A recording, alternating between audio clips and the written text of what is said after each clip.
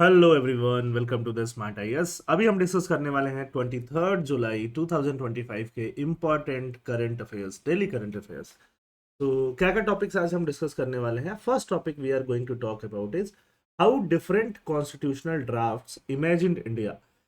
जब India British India हुआ करता था, ब्रिटिशर्स का कंट्रोल हुआ करता था, तब भी बहुत सारे कॉन्स्टिट्यूशनल ड्राफ्ट्स आए थे। ड्राफ्ट्स मतलब कि एक तरह से अनप्रिपेयर्ड चीजें हैं और जिसको इम्प्लीमेंट अभी तक नहीं किया गया है, उसको हम क्या बोलते हैं, ड्राफ्ट्स।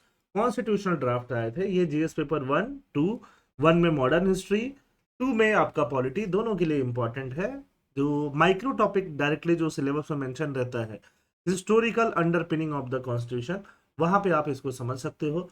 अगर आप अगर आप पॉलिटिकल साइंस और इंटरनेशनल रिलेशन से यूपीएससी मेंस देना चाहते हो, तो ये topic is going to be highly important. Second is vice president of India. Vice president of India obviously political लिहाज से इंपॉर्टेंट है। वाइस प्रेसिडेंट ऑफ इंडिया ने रिसेंटली रिजाइन किया है, तो रिजाइन करने से क्या होता है, तो ये टॉपिक भी हम लोग इसको देखने वाले हैं। तो let's start with the topic 1। Topic start करने के पहले मैं आपको एक चीज बता दूं कि जो भी नए कीवर्ड्स आप सीखते हो, must mention those keywords in the comment box. जो भी कीवर्ड्स हैं, जो भी वोकेबलरी आपकी इनहेंस होती है, वो आप कीवर्ड्स को, वोकेबलरीज को कहाँ लिखिए, कमेंट सेक्शन में लिखिए। आपकी मेमोरी जो है ज़्यादा अच्छी काम करेगी। ठीक है, बहुत सारे लोग हेजिटेट करते हैं, बहुत सारे लोग अपने आप पे सेल्फ रिस्ट्रेंट लगाते हैं। जब मैं बोलता हूँ कि आप सेल्फ रिस्ट्रेंट लगाइए, तो मैं इमोशनल इंटेलिजेंस के मैटर पे बोलता हूँ, यहाँ के मैटर पे नहीं बोलता हूँ। यहाँ कमेंट करने में भी आप सेल्फ रिस्ट्रेंट लगा के बैठे हो। चलो फिर स्टार्ट करते हैं। Topic number 1, how different constitutional drafts imagined India 1895-1948। कैसे डिफरेंट कॉन्स्टिट्यूशनल ड्राफ्ट्स ने इंडिया को इमेजिन किया। 1895 से लेके 1948 की बात करेंगे। हमारा, आपको एक चीज पता होगा कि 1950 में हमने कॉन्स्टिट्यूशन को इंडिया में फुल्ली इंप्लीमेंट किया, 26 जनवरी 1950। और उस समय पे हम क्या बन गए, एक रिपब्लिक कंट्री बन गए। हमने कॉन्स्टिट्यूशन को क्या कर लिया, 100% तरीके से इंप्लीमेंट कर लिया, अडॉप्ट कर लिया। ठीक है, बट इसके पहले बहुत सारे एफर्ट्स हुए थे। बहुत सारे एफर्ट्स हुए थे कि इंडिया को एक कॉन्स्टिट्यूशन दिया जाए। ब्रिटिश इंडिया के टाइम में भी बहुत सारे एफर्ट, और वो एफर्ट बहुत पहले से स्टार्टेड थे। 1895 मॉडरेट्स के टाइम से ये एफर्ट जो है स्टार्ट ऑलरेडी हो चुका था। तो ये सारा जो एफर्ट्स है, वो उसको हम देखने वाले हैं कि किस एफर्ट में क्या क्या बातें हो रही थी। First we will talk about the overview. तो ओवरव्यू ये है कि अचानक से हमारा कॉन्स्टिट्यूशन आ गया, 1949 में बन गया, 1950 में इंप्लीमेंट हो गया, ऐसा भी नहीं था। हमने 1895 से, ब्रिटिश के टाइम से ही मल्टीपल कॉन्स्टिट्यूशनल ड्राफ्ट्स प्रेजेंट किया, जो डाइवर्जेंट विजन दिखाता है गवर्नेंस का, जस्टिस का और नेशनल आइडेंटिटी का। अलग अलग लोगों ने, अलग अलग पार्टीज ने, अलग अलग आइडियोलॉजीज ने जब अपने अपने कॉन्स्टिट्यूशनल ड्राफ्ट को बनाया, तो उनका जो विजन है गवर्नेंस का वो अलग था, उनका जस्टिस देने का तरीका अलग था, नेशनल आइडेंटिटी, इंडियन आइडेंटिटी को रिफ्लेक्ट करने का तरीका अलग था। फॉर एग्जाम्पल, आज के कॉन्स्टिट्यूशन में आप डीपीएसपी देखते हो ना, तो वैसे ही डीपीएसपी में क्या देखते हो, लिबरल वैल्यूज इंक्लूडेड हैं, गांधीयन वैल्यूज, सोशलिस्ट वैल्यूज सब इंक्लूडेड हैं। वैसे ही ये कॉन्स्टिट्यूशनल ड्राफ्ट जो थे, वो अलग अलग आइडियोलॉजी से ताल्लुक रखने वाले ड्राफ्ट से। Comparative exploration of 5 major draft. जो 5 मेजर ड्राफ्ट है, इसमें 1928 का नेहरू रिपोर्ट शामिल नहीं है आज के कंपैरिजन में। 1928 का नेहरू रिपोर्ट आप मॉडर्न हिस्ट्री में पढ़ते हो, ये नेहरू, मोतीलाल नेहरू की बात हो रही है। उसके अलावा जो अदर 5 मेजर ड्राफ्ट थे 1950 तक अडॉप्ट करने के पहले, उन 5 मेजर ड्राफ्ट्स की हम बात करने वाले हैं। यहाँ पे हम लोग उसको थोड़ा बहुत डिस्कस कर लें, किस किस ड्राफ्ट की हम बात करने वाले हैं। 1895 में कॉन्स्टिट्यूशन ऑफ इंडिया बिल आया था। Constitution of India bill India को एक डोमिनियन स्टेटस दिलाने के लिए, मतलब ब्रिटिशर्स से पूरा फ्रीडम नहीं चाहिए था, dominion status. Second, M N Roy, 1944 का ड्राफ्ट था। एम एन रॉय एक तरह से मार्क्सिस्ट लीडर थे। हिंदुस्तान फ्री स्टेट एक्ट 1944 में बात हो रही थी। गांधीयन कॉन्स्टिट्यूशन आने की बात 1946 में हो रही थी। और सोशलिस्ट पार्टी ड्राफ्ट 1948 में आया था। तो ये पांचों अलग अलग ड्राफ्ट जो हैं, इंडिया को अलग अलग तरीके से, इंडिया में गवर्नेंस का मॉडल, जस्टिस का मॉडल और एक तरह से नेशनल आइडेंटिटी को अलग तरीके से रिप्रेजेंट करते हैं। 1895 तक बात करें, जो अर्ली नेशनलिस्ट थे, लाइक बाल गंगाधर तिलक, अकेले वही नहीं थे, बहुत सारे ऐसे नेशनलिस्ट थे जो अर्ली एक तरह से कॉन्स्टिट्यूशन ऑफ इंडिया बिल को लाने में उन्होंने हेल्प किया। One of the first formal attempts to articulate India self rule. India का सेल्फ रूल को आर्टिकुलेट करने का पहला एक तरह से इंडिपेंडेंट फॉर्मल अटेम्प्ट था। यहाँ पे बात की गई रिप्रेजेंटेटिव गवर्नमेंट की, गवर्नमेंट जो बने इंडिया के अंदर, ब्रिटिश इंडिया के अंदर, वो रिप्रेजेंटेटिव बने, जो लोगों के अंदर से चुन चुन के आए, इलेक्शंस वगैरह हो, ब्रिटिश एम्पायर के अंदर ही रहेंगे। कंप्लीट इंडिपेंडेंस की बात वहां पे नहीं की गई, है ना, कंप्लीट सॉवरेनिटी की बात वहां पे नहीं की गई, डोमिनियन स्टेटस की बात की गई कि हाँ हमारा जो किंग रहेगा, क्वीन रहेगा, वो ब्रिटेन से ही रहेगा, बट बाकी हम एक तरह से बाकी रूल जो है वो हम खुद चलाएंगे। कंटेंट 110 आर्टिकल्स, एंड 110 आर्टिकल्स को ये कंटेन करता है। उस समय जो bill, constitution of India bill आया था, जिसमें legal equality and rule of law, legal equality की बात की गई थी कि लॉ के सामने सब इक्वल है और रूल ऑफ लॉ चलेगा। Fundamental civil liberty, civil liberty सबके पास होगी, freedom of speech, property rights, जो ये सब आजकल आप देखते हो, इन सब की बात थी। उस टाइम पे एग्जीक्यूटिव, लेजिस्लेचर और जुडिशियल पावर को भी सेपरेट करने की बात थी constitution of bill, India bill 1895 में, है ना। बाद में जाके हम सीधे फास्ट फॉरवर्ड टू 1944 करते हैं, जब आज़ादी की जो महक है, सुगंध है, वो बहुत ज़्यादा तेज हो गई थी कि अब आज़ादी किसी भी वक्त हमें मिल सकता है।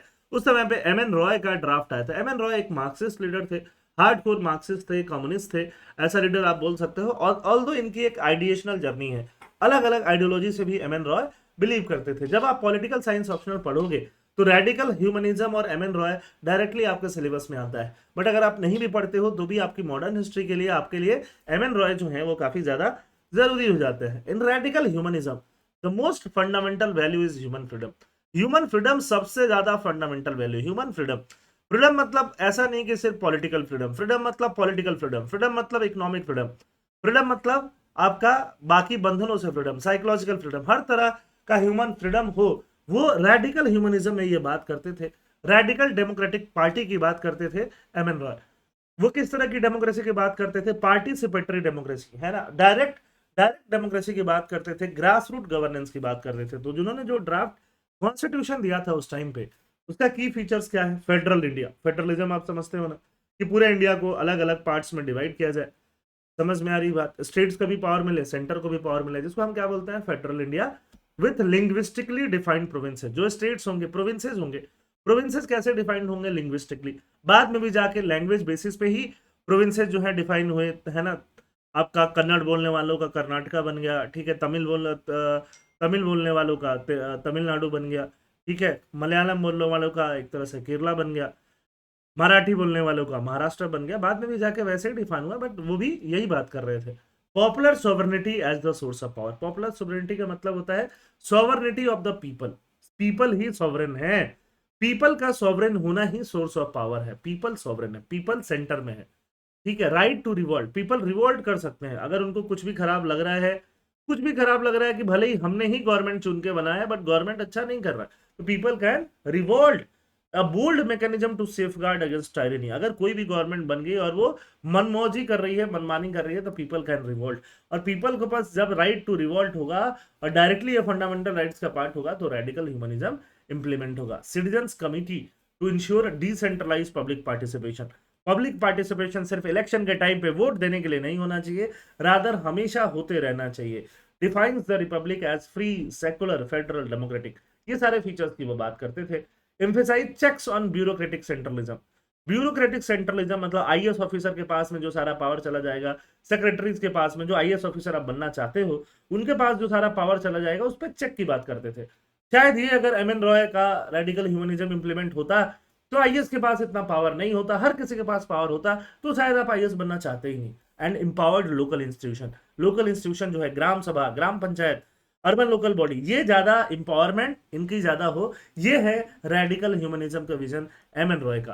कल्चरल नेशनलिज्म की बात कौन करते हैं? कल्चरल नेशनलिज्म की बात हिंदू महासभा वाले लोग करते हैं, राइट विंग के थिंकर्स करते हैं। हिंदू महासभा, जब आप सुनते हो ना अखंड भारत, अखंड भारत जैसी बातें कौन करते हैं? कल्चरल नेशनलिज्म वाले लोग, कि कल्चर के बेसिस पे पूरा पूरा नेशनलिज्म करेंगे। आज आप देखोगे, है ना, थोड़ा ऐसा ही आइडियोलॉजी कौन रखता है? भारतीय जनता पार्टी रखती है। हिंदुस्तान फ्री स्टेट एक्ट 1944, ये क्या बोल रहे थे? Sought a unitary and culturally unified state structure. State मतलब यहाँ पे स्टेट मत समझो, स्टेट मतलब पूरा पूरा गवर्नमेंट, है ना, जो स्टेट लेजिस्लेचर, एग्जीक्यूटिव, जुडिशरी, वो अलग स्टेट समझो। वहां पे वो स्टेट क्या होगा? Culturally unified. जब अभी बात होती है ना हिंदी लगाने की, कि पूरे इंडिया में सबको हिंदी सीखना चाहिए, साउथ स्टेट्स सबको हिंदी सीखना चाहिए, महाराष्ट्र में हिंदी सीखना चाहिए, तो सीधे सीधे यहाँ पे देखा जाता है इसको जोड़ के बीजेपी पूरे इंडिया को कल्चरली यूनिफाई करना चाहती है, एक यूनिटरी बनाना चाहती है, इसी वजह से इम्पोज कर रही है हिंदी। तो कल्चरल नेशनलिज्म डायरेक्टली उसको रिफ्लेक्ट करता था। प्रोक्लेम्ड अ sovereign Hindustan free state, Hindustan free state मतलब हिंदुस्तान जिसका जो एक फ्री स्टेट रहेगा, जो कि सॉवरेन रहेगा, सॉवरेन मतलब 100% फ्री रहेगा ब्रिटिश कंट्रोल से। की आइडियोलॉजिकल थीम क्या था? One language Hindi, one law, one law मतलब सेंट्रल का ही लॉ होगा, यहाँ पे फेडरलिज्म की बात नहीं की जा रही है। वन कल्चरल एथॉस, है ना, हिंदू कल्चर को यहाँ पे प्रमोट किया जाएगा। बट एक कल्चरल इथॉस होगा, बट इसके बाद भी रिलीजियस फ्रीडम दिया जाएगा सबको, सबको रिलीजियस फ्रीडम दिया जाएगा। रिलीजियस फ्रीडम कौन? साइंस के फ्रीडम, जो उसको धर्म को मानना है, रिलीजन को मानना है माने, इक्वालिटी में बिलीव किया जाएगा। स्टेट का अपना रिलीजन नहीं होगा, स्टेट का अपना रिलीजन मतलब गवर्नमेंट का कोई रिलीजन नहीं होगा। ये एक हिंदू राष्ट्र जैसा जैसा बोलने में आता है वैसा नहीं होगा। पब्लिक फंड को मंदिर वंदिर बनाने में या किसी भी जगह पे यूज नहीं किया जाएगा, किसी भी सेक्टरियन यूज के लिए यूज नहीं किया जाएगा। Protection from religious discrimination, religious discrimination में नहीं होगा, पब्लिक सर्विसेज में भी नहीं होगा, एजुकेशन में भी नहीं होगा। इतना ये सारा लिबरल गारंटी जो है ये फिर भी ये इंश्योर करके दे रहे थे। यहाँ पे राइट ऑफ प्रोविंशियल सेक्शन की बात हो रही थी। Duty to promote spiritual values and moral order की बात हो रहा था। Emergency power and a focus on citizen duty की बात यहाँ पे हो रही थी। गांधीयन डिसेंट्रलिज्म, गांधी जी क्या बोल रहे थे? What was the motto of Gandhi ji? तो गांधी जी की बात डायरेक्टली गांधी जी नहीं रख रहे हैं, श्रीमन नारायण अग्रवाल रख रहे हैं, ऐसा अग्रवाल साहब रख रहे हैं, जो कि एक गांधीयन थे। गांधी जी किस पे बिलीव करेंगे? Non violence. तो नॉन वायलेंस तो ठीक है, गवर्नमेंट तो नहीं चलेगी, मतलब चलेगी, बट नॉन वायलेंस का कितना ही काम है। ट्रस्टीशिप, ट्रस्टीशिप मतलब इंडस्ट्रीज जो है, इंडस्ट्रीज को जो मालिक है, अंबानी अडानी, अपने आप को मालिक नहीं समझे, रादर देन की ट्रस्टी समझे। ट्रस्टी मतलब लोगों ने उन पर ट्रस्ट किया है कि वो रिलायंस चला रहे हैं, लोगों ने उन पर ट्रस्ट किया है कि अडानी ग्रुप चला रहे हैं, है ना, पूरा संपत्ति किसका है? लोगों का है, पीपल का है, उसको बोलते हैं trusteeship. Self reliance, self reliance मतलब विलेज जो है अपनी जरूरत की चीजें खुद प्रोड्यूस कर ले, दूसरे विलेज से लाने की जरूरत नहीं पड़े, और इंडिया को भी कहीं से इंपोर्ट करने की जरूरत नहीं पड़े। सेल्फ रिलायंस में इकोनॉमिक रिलायंस भी होता है, पॉलिटिकल रिलायंस। विलेज जो है, ग्राम स्वराज, ग्राम अपने आप को सेल्फ गवर्न कर ले, गांव में ही ग्राम सभा लगता है, गांव में ही पंच प्रधान होते हैं, गांव में ही सब कुछ होता है, जुडिशरी, जस्टिस सिस्टम, लेजिस्लेचर, सब कुछ गांव में है ना। तो गांव का एक कॉन्फेडरेशन, ग्राम स्वराज का एक कॉन्फेडरेशन बनाने की बात की, विलेज पे बहुत ज्यादा फोकस किया। इंडस्ट्रियल मॉडर्निटी को रिजेक्ट किया कि इंडस्ट्रीज में मॉडर्निटी नहीं चाहिए, जितना जरूरत बढ़ाते जाओगे, जितना प्रोडक्शन बढ़ाते जाओगे, उतना जरूरत बढ़ता जाएगा और जरूरत कभी खत्म नहीं होगा। एंड सेंट्रलाइज स्टेट एपरेटस, और स्टेट एपरेटस क्या रहे? सेंट्रलाइज। यूनिक इंक्लूजन क्या किया उन्होंने? Right to bear arm, creating irony in a document based on non violence. Right to bear arm, है ना, अब बंदूक भी रख सकते हो, सेल्फ डिफेंस में आप उसको यूज कर सकते हो, डेटरेंस के लिए यूज कर सकते हो, खादी, एग्रीकल्चर, ठीक है, ये सारा चीज जो है मिनिमल स्टेट इंटरवेंशन। स्टेट जो है, गवर्नमेंट जो है आपकी लाइफ में मिनिमल इंटरवेंशन करेगा, बहुत ज्यादा इंटरवेंशन नहीं करेगा, आप मस्त अपने हिसाब से जियो, ठीक है। तो ये गांधीयन डिसेंट्रलाइजेशन था, डिसेंट्रलिज्म था। सोशलिस्ट पार्टी का ड्राफ्ट आया 1948 में। जयप्रकाश नारायण, जेपी, जेपी का नाम आपने सुना होगा, जयप्रकाश नारायण, जिन्होंने इमरजेंसी के टाइम पे, इमरजेंसी इनके वजह से लगी, आप ये भी बोल सकते हो, एक तरह से पूरे पटना में, बिहार में इन्होंने एक तरह से रेवोल्यूशन को लीड किया था 1975 के अराउंड में। तो जेपी ने 1948 में एक सोशलिस्ट, ये मार्क्सिस्ट से सोशलिस्ट थे, इन्होंने भी सोशलिस्ट पार्टी ड्राफ्ट लेके आए, जहां पे सीधे सीधे एडवोकेट किया nationalisation of major industries, major industries का नेशनलाइजेशन हो। नेशनलाइजेशन मतलब कि उसको गवर्नमेंट बना दिया जाए, पीएसयू बना दिया जाए, है ना, बैंक्स को पीएसयू बना दिया जाए, नेचुरल रिसोर्स को सबको गवर्नमेंट के कंट्रोल में रख लिया जाए, प्रोडक्शन के ऊपर वर्कर्स का कंट्रोल हो, कोऑपरेटिव ओनरशिप हो, मतलब सिर्फ अंबानी का नहीं हो, वहां पे काम करने वाले हजारों लोग उसको ओन करें, सबका 0.01 0.02% क्या रहे? शेयर रहे। Abolition of private land ownership, private land ownership हो ही नहीं, मेजर लैंड रिफॉर्म्स किया जाए, सारा लैंड ओनरशिप या तो गवर्नमेंट का है या तो कोऑपरेटिव ओनरशिप हो, किसी एक पर्सन का नहीं हो। proposed a unicameral legislature elected by major social group, unicameral legislature को प्रपोज किया जाए, ठीक है। वर्कर, पीजेंट, वुमेन, इंटेलेक्चुअल सब उस यूनिकैमरल लेजिस्लेचर का क्या होंगे? पार्ट होंगे। सोशलिस्ट पार्टी का draft constitution of Indian Republic करके सोशलिस्ट पार्टी का एक ड्राफ्ट आया था। Legacy and influence of the 1950 constitution, तो 1950 कॉन्स्टिट्यूशन में आप देखोगे, है ना, डीपीएसपी है, पंचायती राज है, ठीक है, डिसेंट्रलाइजेशन है, सोशियो इकोनॉमिक राइट है, एम एन रॉय का पार्टिसिपेटरी डेमोक्रेसी है, ठीक, ये सारा चीज कहीं ना कहीं आर्टिकल 40 में, डीपीएसपी में, हर जगह कहीं ना कहीं अपना स्टैंड पाता है। Constitution of India bill shift the legalistic and liberal aspect of the constitution. Legalistic approach जिसमें लेजिस्लेचर एग्जीक्यूटिव जुडिशरी को अलग रखना है, वो कॉन्स्टिट्यूशन ऑफ इंडिया बिल 1895 में दिखा है। Hindustan free state, paradoxical liberal protection influence debates on secularism and cultural identity. तो इनका जो रोल है वो सेकुलरिज्म और कल्चरल आइडेंटिटी को रिफ्लेक्ट करने में गया। अगर हम एक कंपैरेटिव एनालिसिस करें 1950 के पहले के जो ड्राफ्ट्स थे उनकी आइडियोलॉजी का, तो 1895 का बिल एंड सोशलिस्ट पार्टी का draft both placed ultimate authority in the legislature जो लॉ बनाता है पार्लियामेंट, उसी के पास अल्टीमेट अथॉरिटी हो गई, ऐसा ये बोलेंगे। ठीक है, एम एन रॉय बोलेंगे अल्टीमेट अथॉरिटी पीपल के पास है, लेजिस्लेचर के पास नहीं होगा, पीपल के पास राइट टू रिवोल्ट होगा, सिटीजन्स कमिटीज बनेगा। गांधी जी क्या बोलते हैं? गांधी जी बोलते हैं मोरल अथॉरिटी की बात करते हैं, विलेज रिपब्लिक्स की बात करते हैं। ठीक बात है, तो ऐसे ऐसे यहाँ पे बात किया जा रहा था। गवर्नेंस कैसे होगा? Centralise. Hindustan free state act बोल रहा है कि सेंट्रलाइज होगा, सोशलिस्ट पार्टी बोल रहा है कि सेंट्रलाइज। सोशलिस्ट पार्टी हो गया left, Hindustan free state act हो गया राइट। राइट लेफ्ट दोनों बोल रहा है गवर्नमेंट कैसा होगा? सेंट्रलाइज, है ना। एम एन रॉय क्या बोल रहे हैं? रेडिकल ह्यूमनिज्म वाले डिसेंट्रलाइज। गांधी जी क्या बोल रहे हैं? Decentralise, confederation of village republics. ठीक बात है, सेंट्रलाइज का मतलब सब कुछ सेंटर कंट्रोल करेगा, डिसेंट्रलाइज का मतलब पंचायत अपना अलग काम कर रही है, सब लोग अपना अलग काम कर रहे हैं। Comparative analysis of ideology in pre 1950 constitutional draft. Economic vision, Gandhi ji के ड्राफ्ट था कि इकोनॉमी कम से कम हो, अग्रेरियन इकोनॉमी हो, खेती किसानी करो, खादी वादी पे जाओ, कपड़े कम पहनो, मस्त रहो। एम एन रॉय का था डेमोक्रेटिक सोशलिज्म, सोशलिज्म हो डेमोक्रेटिक हो, पब्लिक के ऊपर कंट्रोल, पब्लिक कंट्रोल करे इंडस्ट्रीज को, डेमोक्रेटिक तरीके से करे। सोशलिस्ट पार्टी भी बोलती है ठीक है नेशनलाइजेशन ऑफ लैंड हो, पूरा लैंड गवर्नमेंट का हो जाए, पूरा इंडस्ट्रीज गवर्नमेंट का हो जाए, किसी प्राइवेट का, किसी कोई अंबानी अडानी रिलायंस अडानी नहीं रहेगा, टाटा वाटा कुछ नहीं रहेगा। 1895 and Hindustan free state largely silent on economic redistribution. Rightist लोगों ने इकोनॉमिक रिडिस्ट्रीब्यूशन की बहुत ज्यादा बातें नहीं की, कल्चर पे बहुत ज्यादा इन्होंने फोकस किया। कंपैरेटिव एनालिसिस की बात करें, सिविल लिबर्टी और राइट्स के बारे में, स्ट्रॉन्ग सिविल लिबर्टीज फ्रेमवर्क कौन बोलता है? 1895। ठीक है, एम एन रॉय भी बोलते हैं ये सिविल लिबर्टी, लोगों को राइट्स देने में बहुत ज्यादा बिलीव करते हैं। एक तरह से हिंदुस्तान फ्री स्टेट ने लोगों के राइट्स और नेशनलिज्म को बैलेंस करने की बात की। ठीक है, ठीक। तो कंक्लूजन की बात अगर हम करें, these constitutional experiments reflect the plural and contested vision, हर कोई अपना अलग विजन लेके आ रहा है, of India's nationhood and statehood. They offer a diverse pathway, liberal, radical, spiritual, socialist, for India's future. The none were wholly adopted. Their elements survived in the 1950 Constitution. उनका कुछ ना कुछ पार्ट 1950 Constitution में आपको कहीं ना कहीं मिल जाएगा. Their lasting contribution lies in their role as a democratic blueprints, showcasing the intellectual and ideological richness of India's freedom struggle. Topic number 2 की बात करते हैं। वाइस प्रेसिडेंट ऑफ इंडिया ने रिसेंटली क्या कर दिया है? रिजाइन कर दिया है, और रिजाइन क्यों किया है? हेल्थ रीजन बताया है कि देखो मेरा हेल्थ खराब चल रहा है, तो I am going to resign. Jagdeep Dhankhar ji ने वाइस प्रेसिडेंट से रिजाइन कर दिया। ठीक है, रेजिग्नेशन में कौन सा आर्टिकल इन्वोक हुआ? Invoke article 67 sub clause A of the constitution invoke होता है।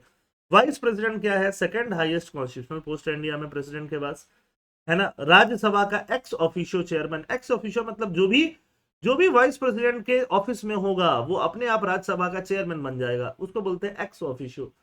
सक्सेशन मतलब अगर इंडिया की बात करें तो इंडिया में रैंक 2 पे आएंगे वो, ठीक है, ऑर्डर ऑफ प्रेसिडेंट्स में, है ना। Rank second in order of presidents and first in line to become president. अगर प्रेसिडेंट को कुछ हो जाता, प्रेसिडेंट ही रिजाइन कर देती, तो टेम्पोररी पीरियड के लिए किसको प्रेसिडेंट बनाया जाता? वाइस प्रेसिडेंट को प्रेसिडेंट बनाया जाता है।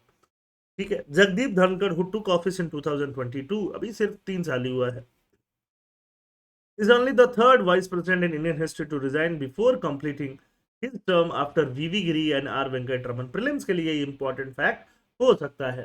ठीक बात है, वाइस प्रेसिडेंट ऑफ इंडिया। अब देखो ये टॉपिक प्रीलिम्स और मेंस दोनों के लिहाज से काफी इंपॉर्टेंट है। काफी ज्यादा चांसेस होंगे कि एपीएससी इसको इस साल मेंस में पूछे, काफी ज्यादा चांसेस होंगे। यूपीएससी नहीं भी पूछ सकती है, बट एपीएससी के पूछने के काफी ज्यादा चांसेस होंगे। Eligibility criteria for vice president of India, क्या एलिजिबिलिटी क्राइटेरिया है?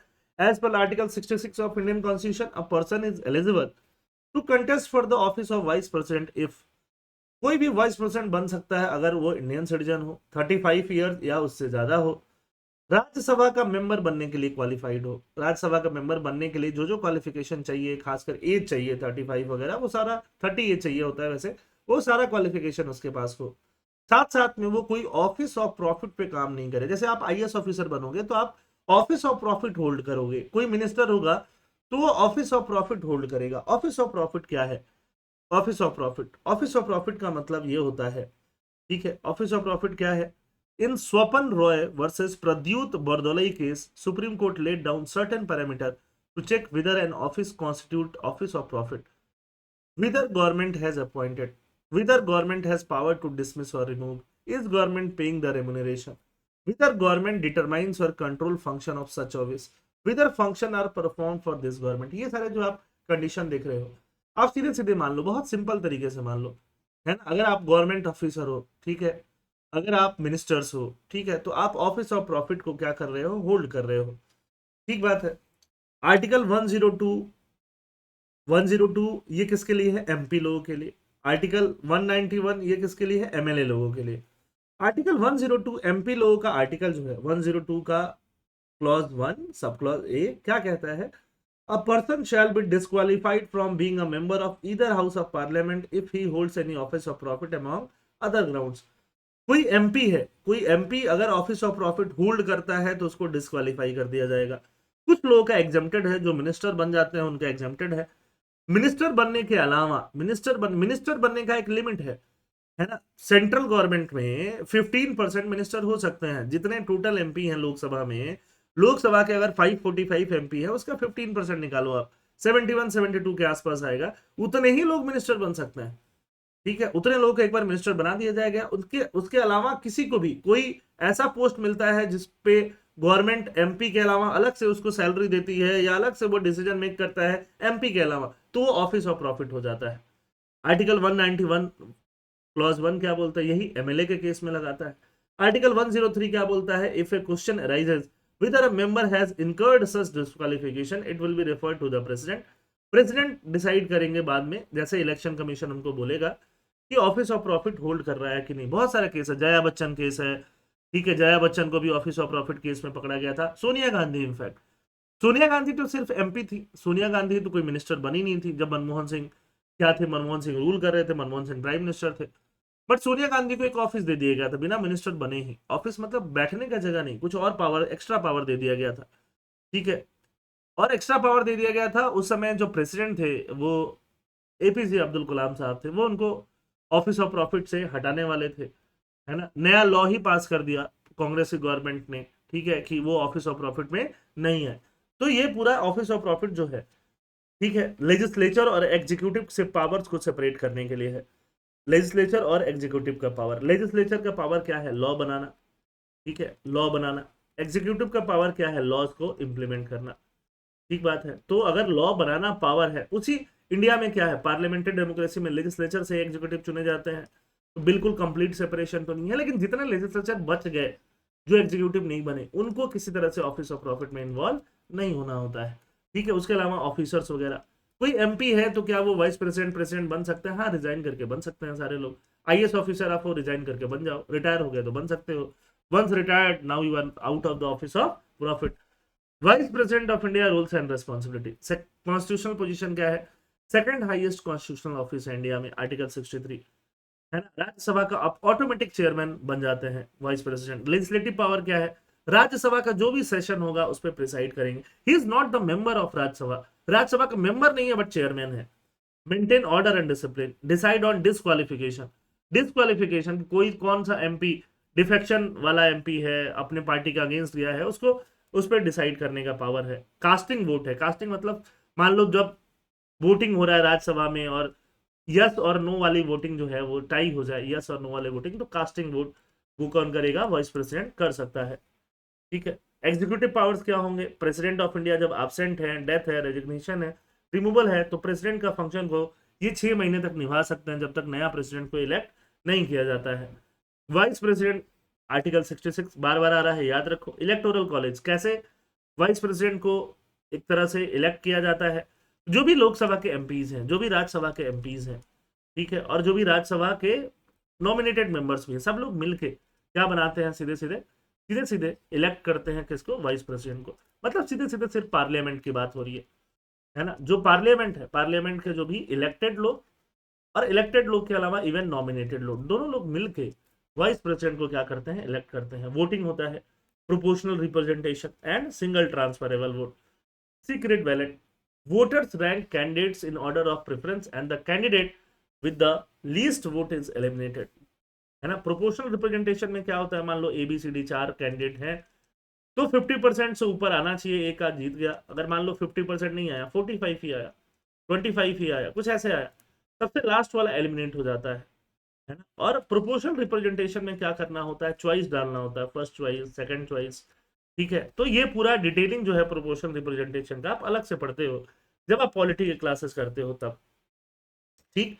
जब पॉलिटी क्लास करोगे तो समझ जाओगे, अदरवाइज अलग से प्रोपोर्शनल रिप्रेजेंटेशन समझाया जाएगा। नो विप अलाउड, मतलब पार्टीज जो हैं, पॉलिटिकल पार्टीज अपने मेंबर्स को बता नहीं सकती कि आप किसको वोट करोगे, वो अपनी मर्जी से वोट कर सकते हैं। भले कोई बीजेपी के कैंडिडेट है, बीजेपी के MP है, वो कांग्रेस के कैंडिडेट उसको अच्छा लग रहा है वाइस प्रेसिडेंट के लिए, उसको वोट करके आ सकता है, बीजेपी कुछ नहीं कर सकती उस केस में। Winning quota require 50% of valid vote +1, 50% valid vote चाहिए, साथ में +1 वोट अगर मिल जाता है तो विनिंग, जो कि प्रोपोर्शनल रिप्रेजेंटेशन के लिए चाहिए। जो जीता वही सिकंदर वाली बात नहीं होती है इसमें, है ना। फॉर एग्जांपल ABCD 4 लोग आ गए, एक को 40% मिल गया जो हाईएस्ट है, तो वो नहीं जीता। जब तक 51% नहीं मिला, 51% मतलब 50% से एक भी वोट ज्यादा नहीं मिला, तो वो जीतेगा नहीं, ठीक है। Vice president of India resign कर सकते हैं। किसको रिजाइन कर सकते हैं, प्रेसिडेंट को रिजाइन करेंगे जाके। कोई एक्टिंग वाइस प्रेसिडेंट नहीं बनता है इंडिया में, कोई जरूरत नहीं होती, कॉन्स्टिट्यूशन ने उसका जगह खाली रखा हुआ है। Deputy chairman of Rajya Sabha preside in VP absence. Deputy chairman देखो यहाँ पे फूल लेते हुए आपको दिखाई दे रहे हैं, तो ये क्या करेंगे, प्रिसाइड करेंगे जब वाइस प्रेसिडेंट क्या बनेंगे, एब्सेंट रहेंगे। और एक पते की बात यह है कि अगर वाइस प्रेसिडेंट रिजाइन करते हैं तो कितने दिन में वाइस प्रेसिडेंट का इलेक्शन होगा, ये कितना दिन, ये मेंशन नहीं किया गया है कॉन्स्टिट्यूशन में। प्रेसिडेंट के लिए मेंशन है कि 6 मंथ्स के अंदर इलेक्शन करा लो, वाइस प्रेसिडेंट के लिए मेंशन ही नहीं है। समझ में आई बात। ये प्रीलिम्स के लिए बहुत इंपॉर्टेंट क्वेश्चन हो सकता है आगे आने वाले साल के लिए। Vice president of India, timeline of vice president election, क्या लिखा हुआ है, एज सून एज पॉसिबल, कोई टाइमलाइन नहीं दिया हुआ है। After the office fall vacant, election commission is responsible for announcing the schedule, कौन शेड्यूल अनाउंस करेगा, election commission. Election is held under the presidential and vice presidential election act 1952।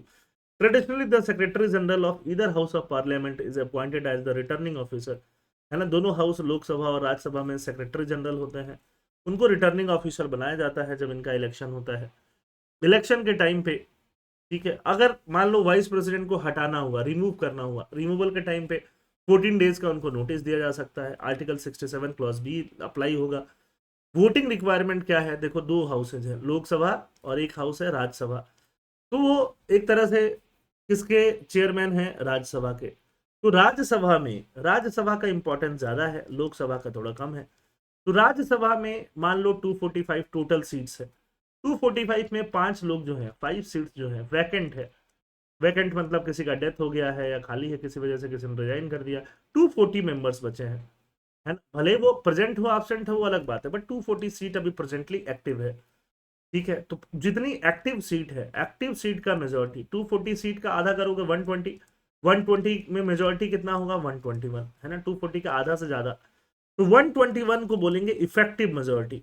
तो राज्यसभा में चाहिए होती है इफेक्टिव मेजोरिटी, और लोकसभा में उसके बाद जाएगा, और वो सिंपल मेजोरिटी भी होगा। सिंपल मतलब उस दिन जितने लोग प्रेजेंट हो रहे हैं, मान लो 543 या 45 लोग हैं, बट टोटल 300 लोग ही प्रेजेंट है, तो 151 से भी काम चल जाएगा। तो सिंपल मेजोरिटी कहाँ चाहिए, सिंपल मेजोरिटी एक तरह से लोकसभा में, लेकिन राज्यसभा में क्या चाहिए, इफेक्टिव मेजोरिटी चाहिए। तो पहले राज्यसभा जाएगा मैटर, राज्यसभा की बात है, फिर लोकसभा, ठीक है। Judicial immunity, article 122 bars courts from questioning parliamentary proceeding, court भी इनको क्वेश्चन नहीं कर पाएगी पार्लियामेंट में जो भी प्रोसीडिंग हो रहा है। आज तक किसी भी वाइस प्रेसिडेंट ऑफ इंडिया को रिमूव नहीं किया गया है ना। Tenure of new vice president क्या होता है, नया वाइस प्रेसिडेंट पूरा 5 साल सर्व करेगा, जितना बचा कुचा टाइम है उतना नहीं, जितने टाइम जब भी आएंगे, मान लो अभी इस साल इलेक्शन होता है, तो अभी 2025 से लेकर 30 तक वो रह के जाएंगे। ऐसा नहीं होगा कि लास्ट वाले 2022 में आए थे, उनका टेन्योर 27 तक था, तो अगला वाला 25 से 27 नहीं रहेगा, रादर 25 से 30 रह के जाएगा। ठीक है, this is crucial distinction from other constitutional office. MP MLA के लिए बचा खुचा टर्म ही होता है। कंपेरेटिव एनालिसिस क्या है इंडिया और यूएस? हमने यूएस से वाइस प्रेसिडेंट का पोस्ट एक तरह से बोरो किया है कॉन्सेप्ट। यूएस में क्या है, यूएस में प्रेसिडेंशियल सिस्टम है। यूएस में प्रेसिडेंट्स का इलेक्शन होता है, प्रेसिडेंट ही सब कुछ चलाते हैं, गवर्नमेंट वगैरह चलाते हैं। वाइस प्रेसिडेंट एक तरह से उनका हेल्पर का काम करता है। प्रेसिडेंट को डेथ हो गया तो वाइस प्रेसिडेंट अपने आप प्रेसिडेंट बन जाएगा बचे हुए टर्म के लिए। प्रेसिडेंट या तो रिजाइन कर दिए या तो डेथ हो गया तो प्रेसिडेंट वाइस प्रेसिडेंट अपने आप प्रेसिडेंट बन जाएगा बचे हुए टर्म के लिए, उसमें कोई इलेक्शन कराने की जरूरत नहीं होती है यूएस में। इसे ये इंपॉर्टेंट काम वाइस प्रेसिडेंट का है जो इंडिया में नहीं है ना। इंडिया में वापस से प्रेसिडेंट का इलेक्शन होगा, बस टेम्पोररी रूप से वाइस प्रेसिडेंट प्रेसिडेंट बनेगा। ठीक है, तो ये इंडिया और यूएस के कॉन्स्टिट्यूशन में बहुत बड़ा डिफरेंस है वाइस प्रेसिडेंट को लेके। कंक्लूजन क्या है? कंक्लूजन, ठीक है, though not a member of any house, vice president ensure smooth conduct of proceeding in the upper house. Upper house मतलब Rajya Sabha. In the event of president death, resignation, removal और inability to perform duties, vice president temporarily assumes presidential responsibilities until a new president is elected. अब देखो ये question है 2022 UPSC civil services examination में mains में पूछा हुआ है। Discuss the role of vice president of India as the chairman of Rajya Sabha. तो ऐसे क्वेश्चन इस साल आप वापस एपीएससी मेंस में जरूर एक्सपेक्ट करिए। यूपीएससी में थोड़े चांसेस कम रहेंगे बट एपीएससी जरूर पूछेगी। ठीक है, साथ में मैंने आपके लिए एक मॉडल आंसर भी दिया है। कल जो हमने टॉपिक डिस्कस किया था, should religious institution function autonomously, क्या रिलीजियस इंस्टीट्यूशन को ऑटोनोमसली फंक्शन करना चाहिए? और does state control ensure better accountability and social justice, और स्टेट का कंट्रोल ज्यादा अच्छा अकाउंटेबिलिटी और सोशल जस्टिस दिखाता है? तमिलनाडु टेम्पल एडमिनिस्ट्रेशन के कंटेक्स्ट में एग्जामिन कीजिए।